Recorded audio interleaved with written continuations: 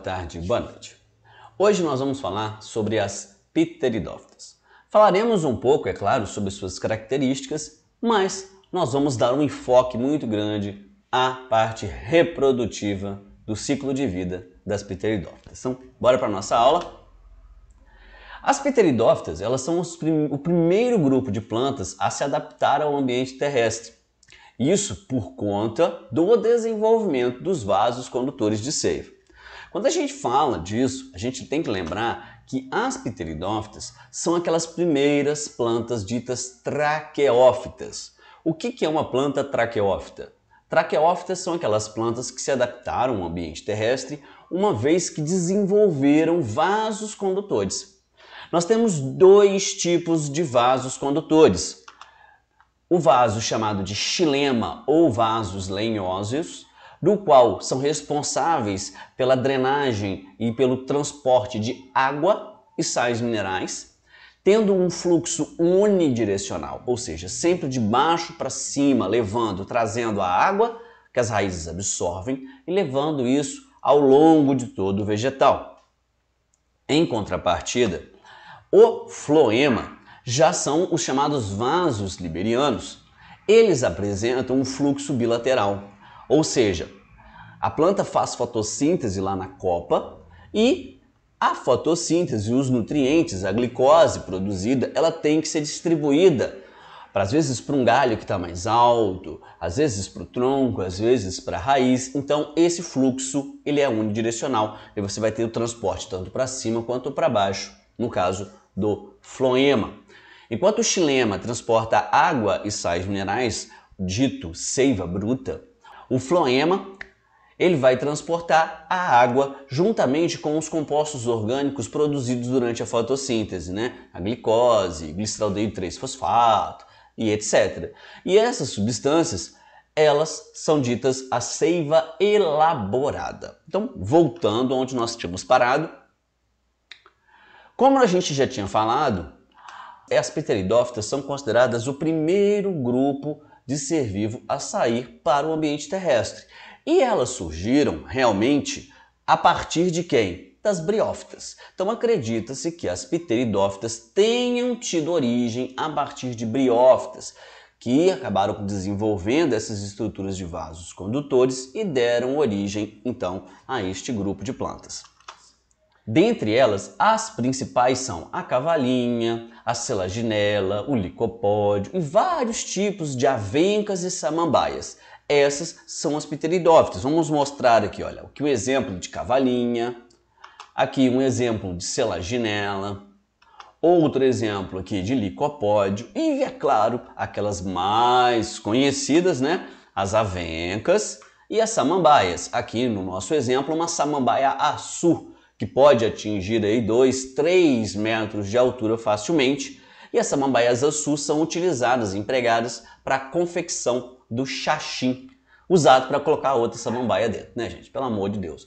Existem xaxins mais sustentáveis, feitos a partir de fibra de coco, que vão suprir muito a demanda da sua samambaia doméstica, tá? Então não precisa matar uma samambaia açu para você conseguir um xaxim, tá bom?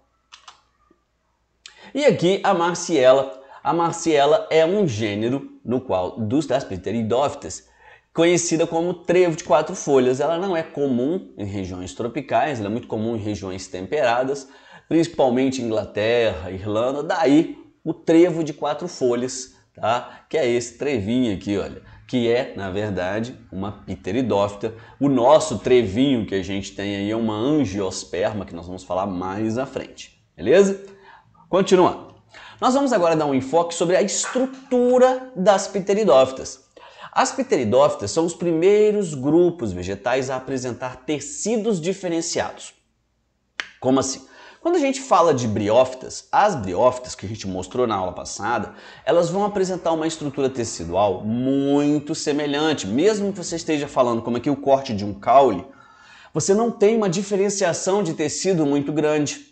Do caule, entre a raiz, entre a folha. Daí eles nem têm caule, raiz e folha verdadeiros. A gente tem um cauloide, um filóide, um rizoide Então, são estruturas primitivas. Quando a gente pensa em pteridófitas, você já tem uma diferenciação de estrutura de tecido muito acentuada, onde você já consegue ver o xilema, o floema, tecido epitelial e por aí vai embora, que são extremamente diferenciados, também com diferenças entre as folhas, é claro, com diferenças entre o caule e diferenças na raiz.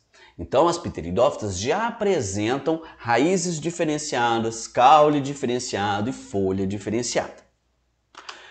Vamos focar agora na estrutura, tá?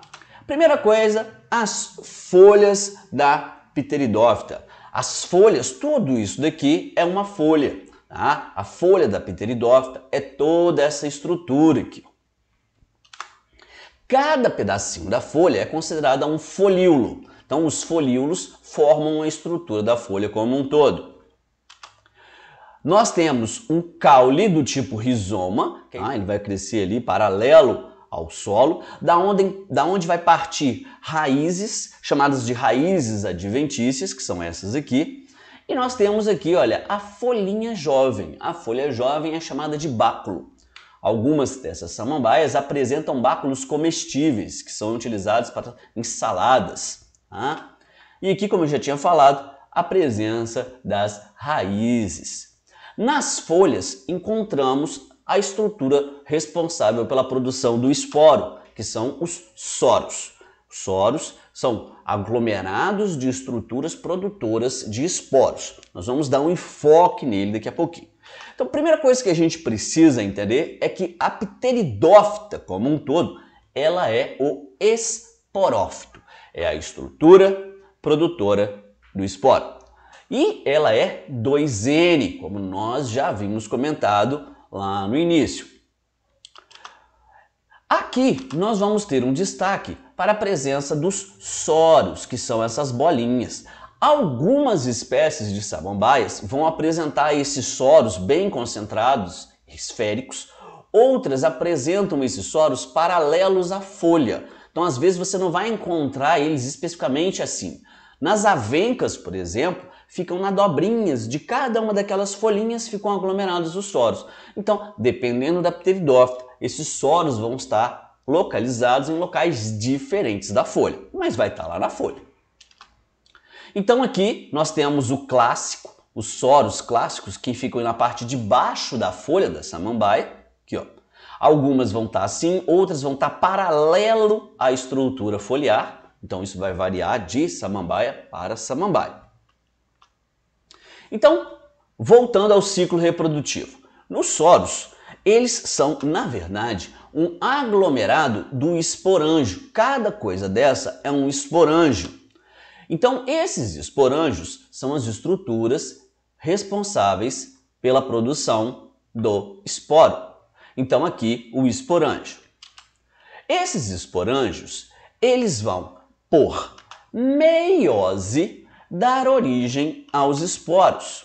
Então, esses esporos aqui, eles vão aparecer por meiose. Então, dentro do esporângio, que é 2N, nós vamos ter um processo de meiose e aqui vamos ter a formação do esporo. Se você quer aprofundar um pouco mais sobre o que é meiose, recordar o que é meiose, eu vou deixar o card aqui e nesse card nós vamos aprofundar o que é mitose, meiose e as diferentes fases dos processos. Tá? Só se você quiser aprofundar nesse assunto. Continuando. Esses esporos, eles são lançados no ar, no ambiente. Quando esses esporos caem num ambiente adequado, com umidade adequada, temperatura adequada, esses esporos, que agora, lembrando, eles são haploides, porque por meiose eles foram formados, eles vão germinar. E ao germinarem, vão dar origem a essa estrutura que é o chamado prótalo. O prótalo, ele agora é o nosso gametófito. Enquanto que a plantinha, a samambaia como um todo, ela é o esporófito, ou seja, a estrutura produtora do esporo, o prótalo, essa estrutura parecendo um coraçãozinho alienígena, é o nosso gametófito. Logo, ele vai ser responsável pela produção dos gametas. Então, aqui no gametófito, no nosso prótalo, que é N, nós temos essa região aqui, que é a região do arquegônio, a região feminina do gametófito, aonde se encontra a oosfera, o óvulo da pteridófita. Na parte mais embaixo, aqui embaixo, nós temos o anterídeo, que é o local aonde você vai ter a produção dos chamados anterozoides, os gametas masculinos. Então, o nosso prótalo, ele é hermafrodita. Ele apresenta uma porção feminina e ele apresenta uma outra porção masculina. A porção feminina contém a oosfera e a porção masculina produz os chamados anterozoides. Esses anterozoides, eles na presença de água, eles são flagelados, eles têm flagelo, eles vão nadar em direção à oosfera. Então a água cobriu o prótalo. O anterídeo sai daqui, os anterozoides saem da região do anterídeo, vão nadando até chegar no arquegônio, aonde vão encontrar a oosfera. Ah, professor, meu filho, como é que esse troço sabe para onde ele tem que ir? No momento em que a água cai e cobre o nosso prótalo, cobrindo as duas estruturas masculinas e femininas, a região da oosfera vai liberar um ferormônio. Esse ferormônio diluído na água vai servir como atrativo para o nosso anterozoide nadar até encontrar a oosfera. No momento em que ele encontra a oosfera, lá dentro do arquegônio, que é aquela parte de cima do nosso coraçãozinho, o que vai acontecer? Formação de um zigoto 2N. Porque lembrando que o nosso anterozoide é N e a oosfera também é N, vai formar um zigoto 2N, ou seja, fecundação. Ao promover este processo de fecundação, o nosso arquegônio vai começar a desenvolver por mitose uma plantinha jovem. Olha lá a plantinha, que é o nosso esporófito. Esse esporófito, ele é o quê? 2N, que ele veio do zigoto. Juntou a oosfera N, o anterozoide N, e formou um esporófito 2N. Esse esporófito vai crescer e vai dar origem à nossa planta, que é o nosso esporófito inteirinho aqui, com folhas, com rizoma, com raízes, báculos e etc. Então, essa plantinha vai crescer, o prótalo, que é essa estrutura, vai desaparecendo, vai murchando e só sobra a plantinha que vai dar origem depois a uma raizinha, que vai dar origem a um rizoma, que vai dar origem à folha e aí vai formar a nossa planta como um todo. Vamos rever agora o ciclo de uma vezada só para poder não esquecer. Então, nós temos aqui o nosso esporófito, que é a nossa planta, a nossa samambaia. Ela é o esporófito e ela é 2N. Nesta planta, nós temos o soro, que é a estrutura produtora do esporo. Neste soro são aglomerados de esporângios, que são as estruturas produtoras do esporo. Por meiose, o nosso esporângio dará origem a inúmeros esporos, que são haploides. Estes esporos serão lançados assim que maduros no ambiente e assim que eles germinarem, irão formar o nosso gametófito. Esse gametófito é a estrutura produtora dos gametas da planta. Este gametófito, ele é hermafrodita, uma vez que ele apresenta uma porção feminina do lado de cá e uma porção masculina aqui embaixo. A porção feminina, chamada de arquegônio, ela contém a oosfera, o óvulo da planta, que é N. E nós temos aqui no anterídeo, que vai produzir, como a gente já sabe, os anterozoides.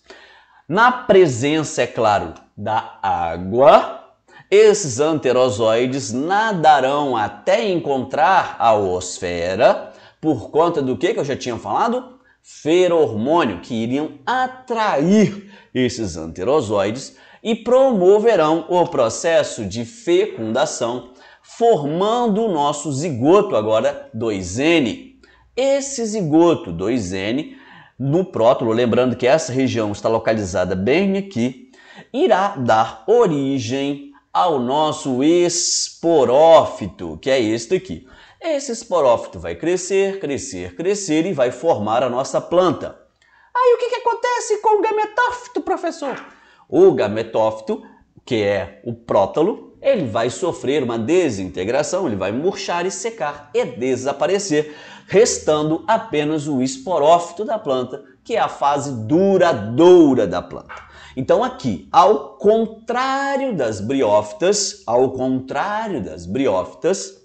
nós temos o quê? Ao contrário das briófitas, nós temos um esporófito tendo a fase duradoura do vegetal. Nas briófitas, a fase duradoura do vegetal é o gametófito. Se está na dúvida, eu vou deixar o card aqui das briófitas para que vocês revejam o conteúdo de briófita e tirem as suas dúvidas, beleza? Então, vamos rever de novo as relações filogenéticas aqui. Então, lembrando, as algas verdes, elas primeiro ganharam a presença de uma cutícula impermeável e protegeram o embrião. E isso acabou dando origem às briófitas, como nós já falamos. A presença desses vasos condutores acabaram dando origem às pteridófitas. Mais à frente falaremos de quem? Das gimnospermas, que ganharam as sementes. E por último, mas não menos importante, o ganho das flores e frutos deram origem às angiospermas. Lembrando que os nomes devem ser sempre frisados. As pteridófitas, gimnospermas e angiospermas são tidas como plantas traqueófitas. As gimnospermas e angiospermas são tidas como plantas espermatófitas, que possuem sementes. Em contrapartida, as briófitas, pteridófitas, gimnospermas e angiospermas são tidas como embriófitas, porque protegem o embrião. Bom, então era isso que a gente tinha para abordar aqui hoje. O ciclo de vida das pteridófitas. Espero que vocês tenham gostado da nossa videoaula. Se vocês gostaram, deixem o seu like, se inscrevam aí no canal para não perder nenhuma das nossas próximas videoaulas. Beleza? Um forte abraço para vocês e então, fui!